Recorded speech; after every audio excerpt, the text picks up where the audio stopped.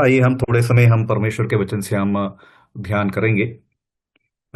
हम जो प्रभु पे विश्वास किए हैं, प्रभु के रास्ता में हम जो चल रहे हैं, प्रभु के लिए जीवन बिताते हुए परमेश्वर हमें अपना अनुग्रह देते हैं, अपनी सहायता करते हैं। और साथ ही साथ विश्वासियों को परमेश्वर के साथ चलने में कई दिक्कतें और कई रुकावटें भी आते हैं। परमेश्वर के वचन जब हम पढ़ते हैं, हमें समझ में आता है कि विश्वासियों को खास तौर से तीन शत्रु है। ये हम सभी विश्वासियों को ये बात पता है। तीन शत्रु में से एक शैतान है, जो परमेश्वर का सबसे बड़ा शत्रु है। और परमेश्वर का ही नहीं, लेकिन परमेश्वर का लोगों का भी वो शत्रु है। परमेश्वर के रास्ता में चलने से या परमेश्वर के पास लोगों को आने से रोकने वाला वो शत्रु है। दूसरा शत्रु हमारे चारों ओर जो संसार है, जो वो भी शैतान के अधीन में है, वो भी हमारा शत्रु है करके परमेश्वर के वचन हमें सिखाता है। संसार की जो अभिलाषाएं, संसार की जो आकर्षण है, वो कई बार हमें परमेश्वर से दूर ले जाना चाहते हैं और हमारे परमेश्वर के साथ जीवन में, पवित्रीकरण का जीवन में, वो एक रुकावट कई बार बन जाता है। और तीसरा जो शत्रु है वो हमारा शरीर है। और शरीर हमें परमेश्वर की बातों में कई बार रुकावट डालता है। तो इसे आसानी से समझने के लिए ऐसा बताया जाता है कि शैतान ऐसा शत्रु है जो हमारा पीछा करता है। ठीक है, तो हमारे पीछे करने वाला एक शत्रु है। संसार एक ऐसा शत्रु है जो हमारे चारों ओर है। ठीक है, तो हमारे चारों ओर एक शत्रु है। और शरीर एक ऐसा शत्रु है जो हमारे साथ है। ठीक है, तो शरीर या जो हमारे जो पुराना स्वभाव जो है, वो हमारा साथ रहने वाला एक शत्रु है। तो कई बार क्या होता है, हम जो पहले दो शत्रु है, शैतान और संसार, इनसे हम काफी सतर्क रहते हैं। क्योंकि शैतान तो हमें पता है गरजने वाले सिंह के समान वो गरजते हुए घूमता फिरता है। तो हम कई बार हम शैतान से सावधान रहने के लिए हम काफी सारे कदम उठाते हैं और हम काफी सतर्क रहते हैं।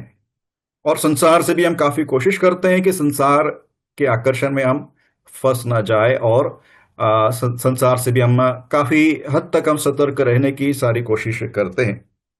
लेकिन जो तीसरा जो शत्रु है, जो शरीर, इसको कई बार हम नजरअंदाज कर देते हैं, क्योंकि वो शायद हम उतना ज्यादा महत्व नहीं देते हैं जितना हम पहले दो शत्रुओं को हम देते हैं।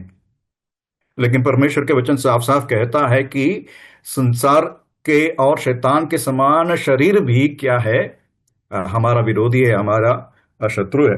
उसको समझने के लिए पहला कुछ वचन गलतियों की पत्री से मैं पढ़ना चाहता हूं।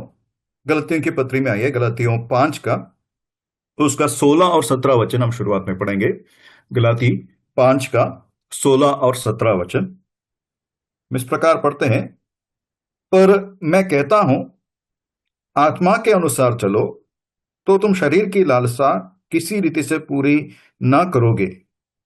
क्योंकि शरीर आत्मा के विरोध में और आत्मा शरीर के विरोध में लालसा करती है, और ये एक दूसरे के विरोधी है, इसलिए कि जो तुम करना चाहते हो वो ना करने पाओ। तो यहां पर साफ साफ परमेश्वर का वचन हमें यह समझा रहा है कि शरीर और आत्मा ये क्या है, एक दोनों के विरोधी है, या ये एक साथ चलने वाले बात नहीं है। परमेश्वर के ऊपर जब हमने विश्वास किया, जब हमने उद्धार पाया, परमेश्वर ने हमारे अंदर अपनी आत्मा भेजा है। एक नई सृष्टि हमारे अंदर उसने शुरू किया, एक नया स्वभाव उसने हमारे अंदर शुरू किया। लेकिन हम ये बात हमें नहीं भूलना चाहिए कि जो पुराना जो स्वभाव है वो अभी भी हमारे अंदर, हाँ, वर्तमान है, वो अभी भी हमारे अंदर है, वो अभी तक हमारे अंदर से नहीं जा चुका है। इतना तक कि जितना दिन हम इस संसार में हैं, या जब तक हम अपने प्रभु के पास नहीं चले जाते, तब तक ये जो शरीर है, जो पुराना स्वभाव जो है, ये हमारा अंदर है, ये एक वास्तविकता है करके हमें मानना, और उसके उस रियलाइजेशन में, या उस बात को जानते हुए हमें जीना है करके परमेश्वर के वचन हमें समझाता है। कभी भी इस बात से हमें अज्ञात नहीं होना चाहिए कि हमारे साथ क्या है। वो पुराना स्वभाव है, और वो क्या करता है, आत्मा के विरोध है, आत्मा से वो लड़ाई करता है। तो इसके कारण एक विश्वासी हमेशा वो एक युद्ध भूमि में है।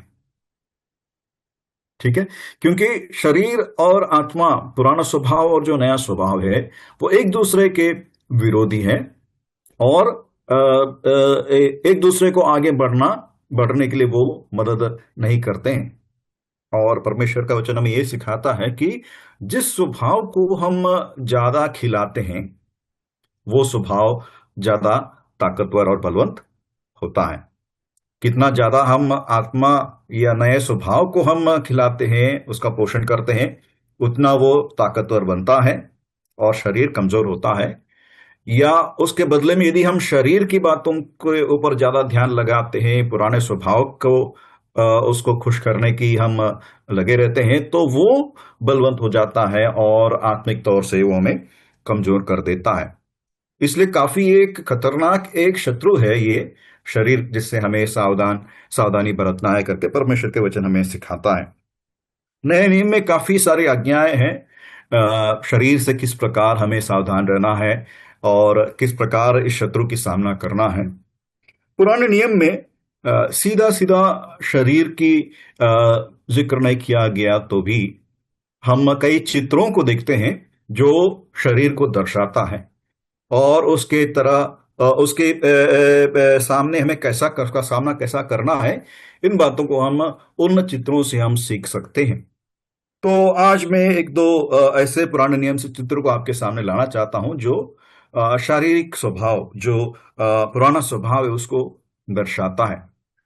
सबसे पहला एक चित्र जो बहुत ही अच्छी तरह शरीर को दर्शाता है, वो है अमालेक। इसराइल के विरोध में जब अमालेक आता है और उनके ऊपर चढ़ाई करता है, उनको नाश करने की कोशिश करता है, उससे हमें शरीर के कई सबकों को, शरीर के कई चित्रों को हम देख सकते हैं। आइए मेरे साथ निर्गमन के 17वें अध्याय में, जहां पर इसराइल के ऊपर अमालेक ने हमला किया, उन बातों को हम देखेंगे। निर्गमन 17,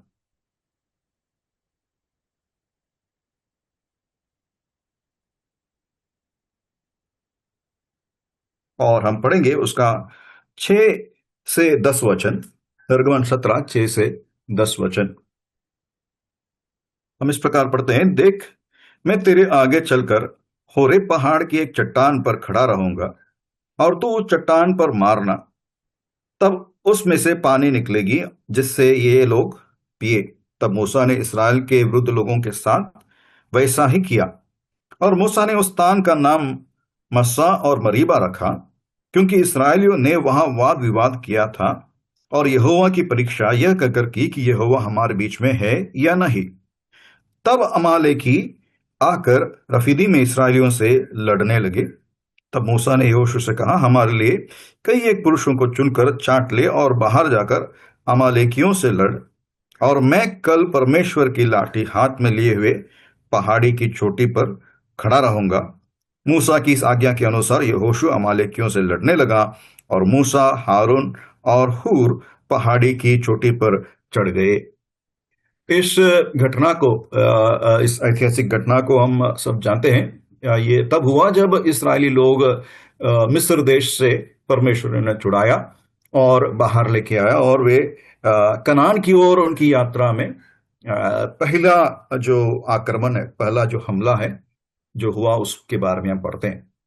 और इसके पृष्ठभूमि हमने देखा कि ये उस समय हुआ जब इस्राएली लोगों को परमेश्वर ने चट्टान से पानी पिलाया।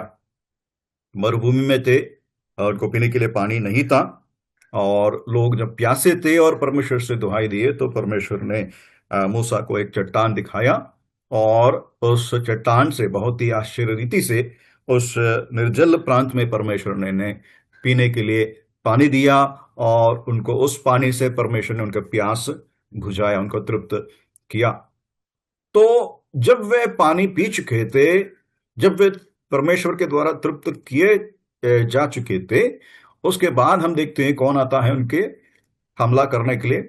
अमालेक आता है और अमालेक उनके ऊपर चढ़ाई करते हैं। इसको जब मूसा वर्णन करता है अगला पीढ़ी को, देखिए मूसा इसका कैसा बोलता है व्यवस्था विवरण में। देखिए व्यवस्था विवरण में इसी घटना को मूसा जो अगला पीढ़ी था उनको समझा रहा था, अमालेक ने किस प्रकार इनका हमला किया। व्यवस्था विवरण 25वें अध्याय में आइए, ड्यूटेरोनोमी उसका 25 उसका 17 से नीचे वचन देखिए। व्यवस्था विवरण 25 का 17 से नीचे वचन हम यहां से पढ़ते हैं। स्मरण रख कि जब तू मिस्र से निकलकर आ रहा था, तब अमालेक ने तुझसे मार्ग में क्या किया, अर्थात उनको परमेश्वर का भय ना था।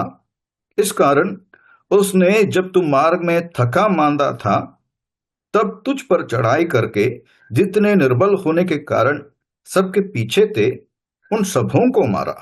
इसलिए जब तेरा परमेश्वर यहोवा उस देश में जो वो तेरा भाग करके तेरा अधिकार से कर देता है, तुझे चारों ओर के सब शत्रुओं से विश्राम दे, तब अमालेक का नाम धरती पर से मिटा डालना, और तुम इस बात को न भूलना। तो यहां पर थोड़ा और विवरण हमें मूसा के द्वारा मिलता है कि अमालेक ने क्या किया। बहुत ही चतुराई से, ठीक है, बहुत ही धोखेबाजी से उसने क्या किया। इसराइल के जो निर्बल लोग थे, इसराइल के जो कमजोर लोग थे, उनको जाके उन्हें हमला किया।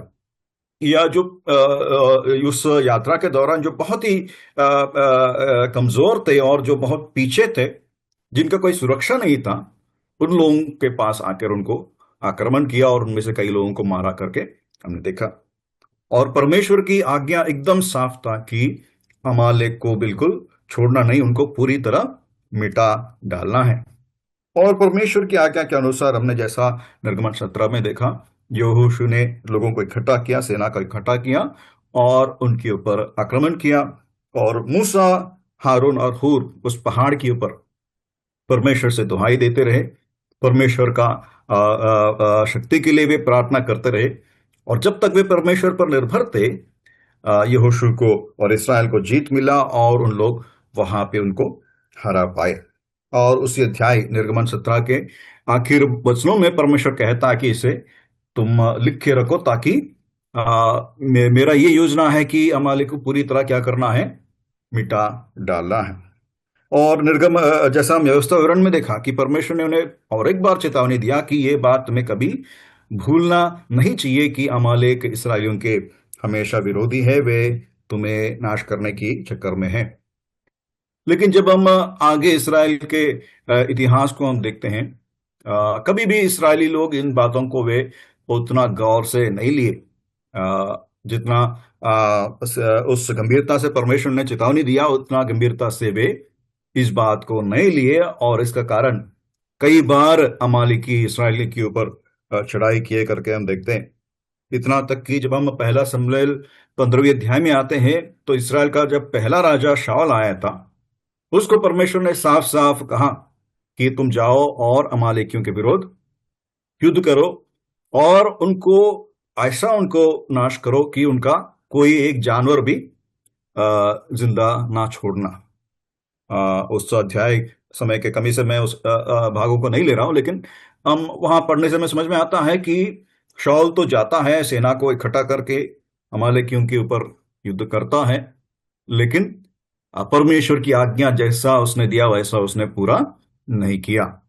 परमेश्वर ने कहा कि एक भी जानवर को जिंदा नहीं छोड़ना, लेकिन उसको लगा कि अरे ये तो बहुत ही हट्टा कट्टा जानवर है, इसको हम इसराइल में लेके जाएंगे और परमेश्वर के लिए हम बलि के लिए उपयोग कर सकते हैं, क्यों उसको हमें वेस्ट करने का है करके परमेश्वर की आज्ञा को टालकर अपनी मर्जी में अपना बुद्धि लगाकर उसको जो अच्छा लगा कि चलो इसको हम कैसे भी इसको मारना ही तो है, क्यों ना हम ये परमेश्वर के लिए बलिदान चढ़ा के हम मारते हैं। जो परमेश्वर ने बोला नहीं उस विचार को शॉल ने रख के, और उसने कई जानवरों को उसने जिंदा रखा, सिर्फ जानवर नहीं लेकिन अमालेक के राजा को भी उसने जिंदा रखा करके, और इसके वजह से कई लोग अमालेकी लोगों को उसने मारा नहीं करके हम उस भाग पढ़ने से हमें समझ में आता है। तो मैं ये बोल रहा था कि परमेश्वर ने साफ साफ ये बता दिया कि इसराइल के लिए एक रुकावट होगा अमालेक, इसलिए अमालेक को पूरी तरह नष्ट करना है। इसराइल उस बात को पूरा नहीं किया, इसलिए कई बार उनके जीवन में विफलता आया करके हम देखते हैं। तो उसी प्रकार मेरे और आपके जीवन में ये जो शरीर हमेशा क्या करता है, परमेश्वर के लिए जब हम दो कदम आगे बढ़ाना चाहते हैं तो हमें रोकने के लिए वो अपनी लालसाओं के साथ, अपनी अभिलाषाओं के साथ हमें पीछे खींचता है। इसलिए हमें सावधानी बरत के उस शरीर की बातों को हमें नहीं मानना चाहिए। उसे उसके ऊपर परमेश्वर की आत्मा और परमेश्वर की वचन, ये जो दो साधन परमेश्वर ने हमें दिया है, उनकी सहायता से उस शरीर के ऊपर हमें जीत पाना है। शरीर को हमें जगह नहीं देना है करके परमेश्वर के वचन हमें सिखाता है। तो अमालेक को हमने देखा, वो एक अच्छा चित्र है जो शरीर के बारे में हमें बताता है। और एक चित्र को हम यहोशू की किताब से देखेंगे। मेरे साथ आइए यहोशू के 9वें अध्याय, जोशुआ चैप्टर 9, और उसका 3 से लेके 6 वचन हम पढ़ेंगे। यहोशू 9 का 3 से 6 वचन। तब गिबोन के निवासियों ने सुना कि यहोशू ने यरीहो और आय से क्या क्या किया है। तब उन्होंने छल किया और राजदूतों का वेश बनाकर अपने गधों पर पुराने बोरे और पुराने फटे और जोड़े हुए मदिरा के कुप्पे लाद कर, अपने पांवों में पुरानी गांटी हुई जूतियां और तन पर पुराने वस्त्र पहने, और अपने भोजन के लिए सूखी और फफूंदी लगी हुई रोटी ले ली। तब वे गिलगाल की छावनी में यहोशू के पास आकर उससे और इस्राएली पुरुषों से कहने लगे, हम दूर देश से आए हैं, इसलिए अब तुम हमसे वाचा बांधो। ये इस्राएल के जीवन में उस समय की घटना है जब यहोशू के नेतृत्व में वे कनान देश में पहुंचे हैं, और कनान देश के एक एक शहर को वे परमेश्वर की आज्ञा के मुताबिक हरा के उनको कब्जा कर रहे थे। परमेश्वर का प्रतिज्ञा था कि कनान देश उनको और उनके वंश को परमेश्वर देगा, लेकिन उनका जिम्मेदारी था कि वहां के जो लोग हैं उनको हरा के उनके नगरों को उनको कब्जा करना है। और कनान आने से पहले कई बार परमेश्वर की ये कड़ी आज्ञा था कि वहां पे किसी भी जाति के साथ तुम्हें क्या नहीं करने का, समझौता नहीं करने का, वाचा नहीं बांधने का, उनको पूरी तरह नाश और नष्ट करने का, क्योंकि उनके जो काम है परमेश्वर की दृष्टि में बहुत ही घृणित था। और बार बार परमेश्वर ने कहा कि उनकी किसी भी आदत को, किसी भी संस्कार को तुम्हें अपनाना नहीं चाहिए, क्योंकि वो परमेश्वर के दृष्टि में बहुत ही बुरा है करके परमेश्वर ने उन्हें कई बार उनको ये कड़ी आज्ञा दिया था। और जब, जैसा हमने पढ़ा कि गिबोन के लोग जब सुना कि इस्राएली लोग एक शहर के ऊपर दूसरा शहर जय पाते जा रहे हैं, और उनको पता चला कि इस्राएली हमारे पास भी आएंगे तो हमको नष्ट कर देंगे, तो इस्राएल से बचने के लिए उन्होंने बहुत ही चालाकी के साथ, छल के साथ उन्होंने एक प्लान बनाया था। और जैसा हमने पढ़ा कि उन्होंने पुराने पुराने कपड़े पहन लिए और एकदम खराब हुआ फफूंदा से भरा हुआ रोटी लेकर, फटा हुआ जूता पहनकर उनके पास आए और उनसे बोलने लगे कि हम बहुत दूर से आए हैं, इसलिए क्या करो, हमारे साथ एक वाचा बांधो। नीचे वचनों को पढ़ने से हमें समझ में आता है कि वे यहोशू और वहां पे जो प्रधान लोग थे उनको वे ऐसा समझा रहे थे कि हमने तुम्हारे परमेश्वर ने जो बड़े बड़े काम किया है हमने सुना है, और हम चाहते हैं कि आप हमारे साथ एक वाचा बांधे, ताकि आप लोग हमारी मदद कर सकते हैं जब शत्रु हमें आक्रमण करता है। और दुख की बात यह है कि जब हम 14 और 15 में हम आते हैं, उस अध्याय के 14 और 15 में हम ऐसा पढ़ते हैं, तब उन पुरुषों ने यहोवा से बिना सलाह लिए उनके भोजन में से कुछ ग्रहण किया। तब यहोशू ने उनसे मेल करके उनसे यह वाचा बांधी कि तुमको जीवित छोड़ेंगे, और मंडली के प्रधानों ने उनसे शपथ खाई। तो जिनको परमेश्वर ने ये आज्ञा दिया, जिनके बारे में कि उनको पूरी तरह नाश करना है, उनके साथ इसराइली यहूदी और उनके उन प्रधान लोग क्या कर रहे हैं? उनके साथ वाचा बांध रहे हैं। ये हम पढ़ते हैं कि ये कैसे किए? बिना परमेश्वर की सलाह लिए उन्होंने ये काम किया। तब तक के लिए हम देखेंगे यहोशू के उस इतिहास में हर बार हर काम करने से पहले वो परमेश्वर से पूछता था, परमेश्वर की इच्छा क्या है, परमेश्वर उनको कैसा आगे बढ़ाना चाहते हैं। और परमेश्वर की अगुवाई के अनुसार हर कदम वो ले रहा था, और परमेश्वर उसे जीत के ऊपर जीत देते जा रहा था। लेकिन गिबोन के बारे में जब आया, उन्होंने सिर्फ उनकी बातों पर भरोसा किया। उनके सामने जो दिख रहा था, उनके पुराने कपड़े, उनका खराब हुआ उस रोटी, उनके फटे हुए जूते, ये सब देखकर वे लोग भी भ्रम में आ गए, और जिनके साथ वाचा नहीं बांधना था, उनके साथ वे वाचा बांधे। और उसका नतीजा बहुत खराब था। नीचे वचनों में हम पढ़ते हैं, जब कोई और देश गिबोन के ऊपर आक्रमण करने लगा तो इसराइल को क्या करना पड़ा? जाके गिबोन को बचाना पड़ा। और वो प्रधान लोग बोल रहे हैं कि हम लोग गिबोन को मार नहीं सकते, क्योंकि हमने परमेश्वर यहोवा के नाम इनके साथ हमने शपथ किया काया है, हमने वाचा बांधा है, इसलिए हम उनको मार नहीं सकते। जब परमेश्वर की ये आज्ञा साफ साफ उनके पास था कि उनको किसी भी देश के साथ वाचा नहीं बांधने का, लेकिन इस्राएली लोग उसके विरोध में गए, और उसका बुरा नतीजा उनके जीवन में आगे भी हम जब देखते हैं, कई बार उसका जो गलत असर है उनके ऊपर होना पड़ा। इतना तक कि दाऊद के समय ऐसा हुआ। पहले दूसरा समूएल में हम पढ़ते हैं कि दाऊद के समय वो 3 साल तक अकाल इसकी इसराइल के ऊपर आया था। और दाऊद परमेश्वर के सामने जाता है और पूछता है कि परमेश्वर, ऐसा क्यों हुआ कि आपने हमारे देश के ऊपर अकाल भेजा? और परमेश्वर कहता है कि ये इसलिए है क्योंकि शाऊल के समय में क्या हुआ, उसने कई गिबोन लोगों को उसने मार डाला। और शाऊल के उस काम के कारण इसराइल का जो वाचा है वो भूल कर उसने गिबोन के कई लोगों को मार डाला, और उसके लिए परमेश्वर इसराइल के विरोध में पलटा लिया और उनको 3 साल तक अकाल भेजा। तो हम देखते हैं कि यहां पे इसराइलियों ने जो गलत एक कदम उठाया था, जिनके साथ समझौता नहीं करना था, जिनके साथ वाचा नहीं बांधना था, उनके साथ वाचा बांधकर अपने ऊपर वे मुसीबत को लेकर आए। तो ये भी शरीर का बहुत ही एक अच्छा चित्र है। शरीर के साथ, शरीर के लालसाओं के साथ कभी भी मुझे और आपको समझौता नहीं करना है। यदि हम करेंगे जैसा परमेश्वर के वचन कहता है उसके अनुसार बर्ताव नहीं करेंगे और शरीर पर यदि हम जगह देंगे, तो वो हमारे लिए, हमारे आत्मिक जीवन के लिए एक बहुत बड़ा मुसीबत होगा, और परमेश्वर के लिए आगे बढ़ने के लिए वो एक रुकावट बन जाएगा। परमेश्वर हमें सहायता और मदद करे कि इन चेतावनियों को हम बहुत गौर से, बहुत गंभीरता से हम ले। इसराइल को हमारे सामने एक दृष्टांत के रूप में परमेश्वर ने दिया। जो भी इसराइल के साथ हुआ वो इसलिए लिखा गया ताकि हमारे लिए वो एक दृष्टांत बने। इसलिए हम इन बातों को हम बहुत गंभीरता के साथ हम ले। शरीर जो हमारे साथ रहने वाला एक शत्रु है, उसको हम हल्का से ना ले।